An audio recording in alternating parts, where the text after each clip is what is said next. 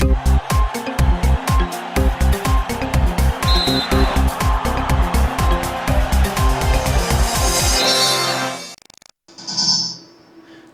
asante kwa kuendelea kutuchagua. Hii ni Channel 10 Plus habari, na sasa ni wasawa habari za michezo na burudani.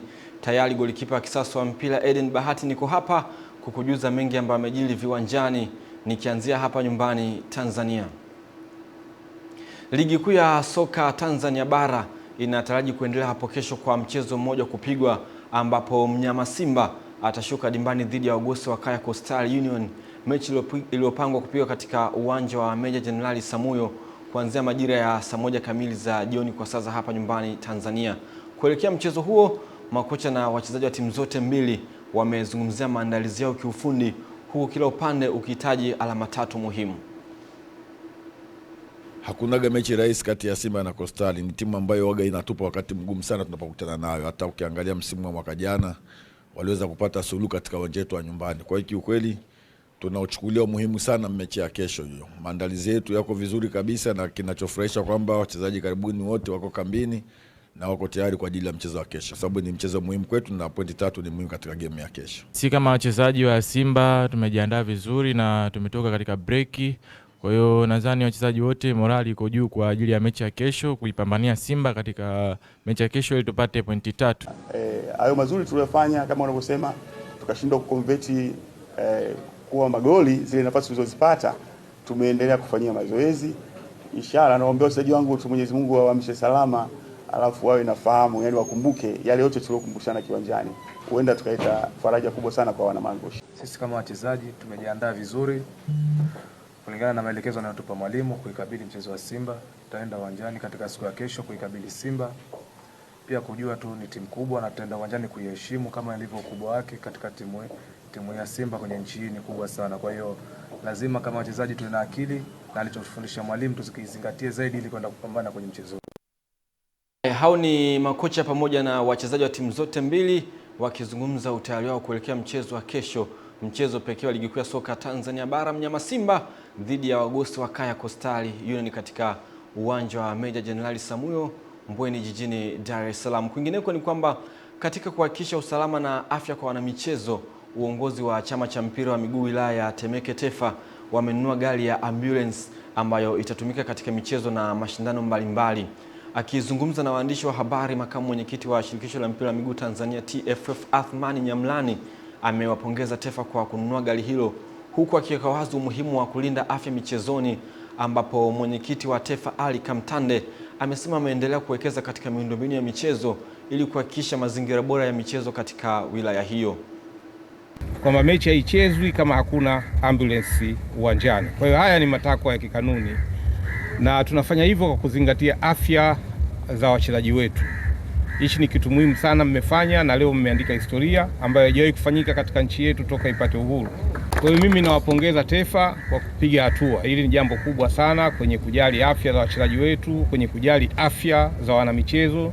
Ni kitu kikubwa sana mmefanya. Kwenye kuwezesha mpira uweze kuchezwa vizuri, tumeweza kujibana kununua gari ambayo hatudaiwi sehemu yoyote na inasoma jina la chama cha mpira wilaya ya Temeke, kwamba uwepo wetu sisi ni kuhakikisha mpira kwenye miundombinu unakaa vizuri na unasimama vizuri.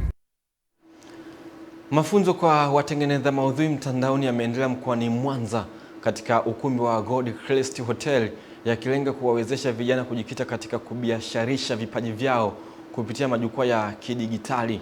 Akitoa mada kuu kuhusu kubiasharisha maudhui mtandaoni, Baraka Mafole amewahimiza washiriki kutumia vyema mitandao ya kijamii kama fursa ya kipato, akisisitiza kuwa mafanikio yanahitaji uvumilivu, nidhamu na ubunifu wa hali ya juu. Kwa upande wake, afisa mtendaji mkuu wa mfuko wa utamaduni na sanaa Tanzania CPA Nyakao Mahemba amewasisitiza watengeneza maudhui kuzingatia ushindani wa soko kwa kuzalisha maudhui yenye ubora yanayoweza kukabiliana ndani na nje ya nchi. Ndipo ambapo kuna uendelevu wa shughuli mbalimbali za kiuchumi. Kwenye mazoea hapo maana ni kwamba hakuna uhakika wa uendelevu wa shughuli yako. Lakini eneo la 4 ni pamoja na kuzalisha ajira. Dhamira ya serikali ni kuwasaidia wananchi ambao wenye uwezo waweze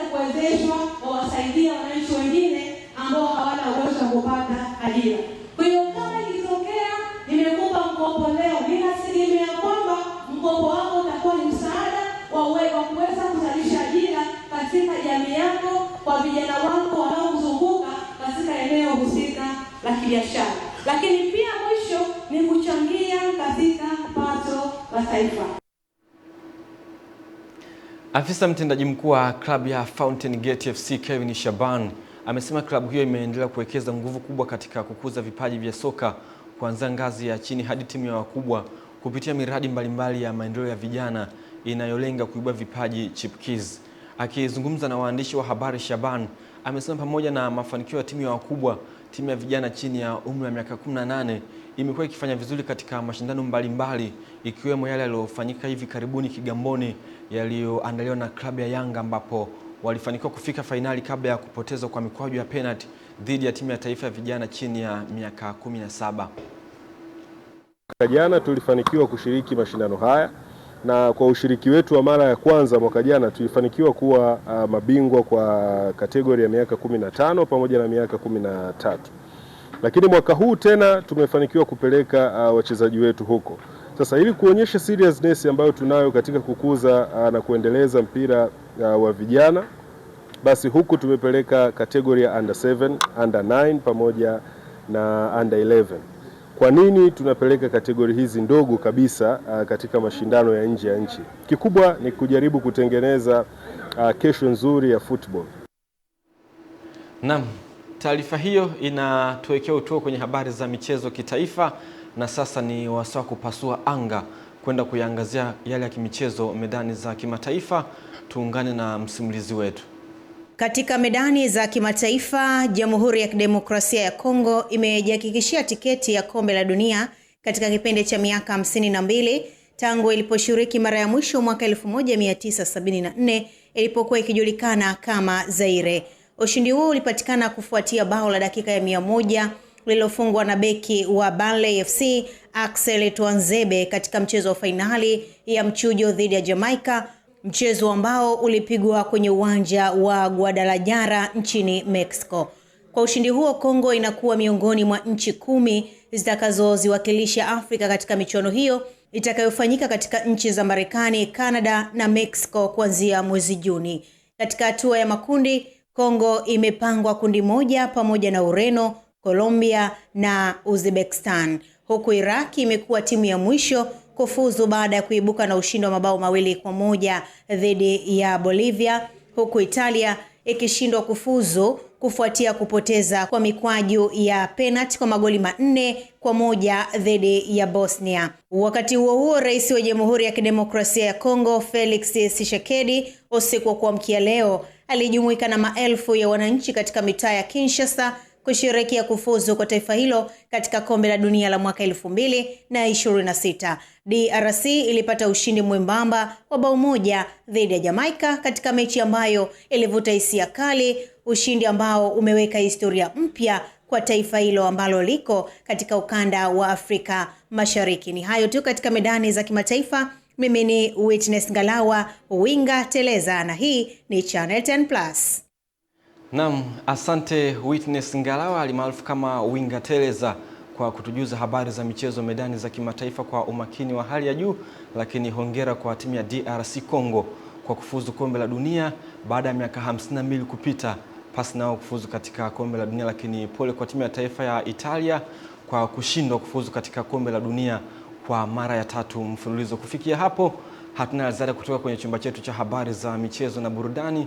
Mimi ni golikipa kisasa wa mpira Eden Bahati, nirejeshe matangazo kwake Lulu Ali kwa ajili ya kuhitimisha habari ya kutwa nzima ya leo kutoka hapa Channel 10+.